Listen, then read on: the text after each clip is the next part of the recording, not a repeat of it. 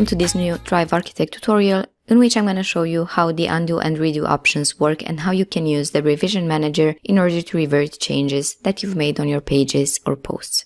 Now let me show you how that works. So I have this page right here on which I will be working, and first I'm going to show you the undo and redo options. So let's say I want to remove this text and also this button from here. But then maybe I've changed my mind and I actually want the button here where it used to be. So one option would be to add the button again from the right sidebar list of elements, but that doesn't guarantee the fact that I'm going to get the same template, the same typography that was previously on my button. So I want the exact one that was here from the beginning. And to revert this change, I simply have to click on this undo button from here, and then the element will be added back to my page just as it was there initially. Now, of course, if I want to undo multiple changes, I can click this multiple times to go back to the desired layout. Now, the redo option is the opposite of the undo. So for example, let's modify the text from here and bring some changes to it. Let's say I make it italic, change its size and also its color.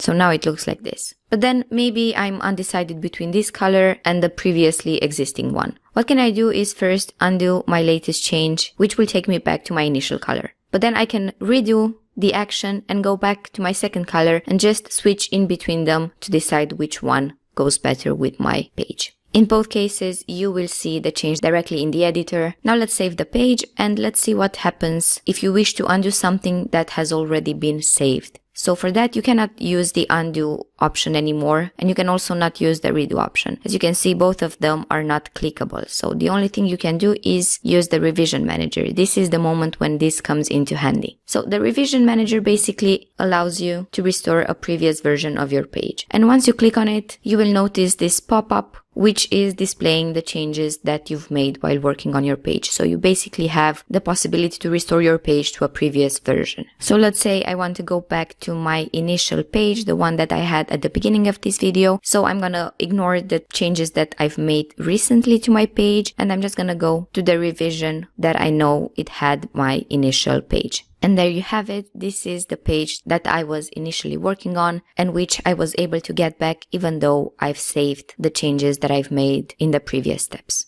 And this is how simple you can use the revision manager and the options from here if you want to revert your changes. I hope you found this quick tutorial useful and make sure to check out our knowledge base for more videos like this one.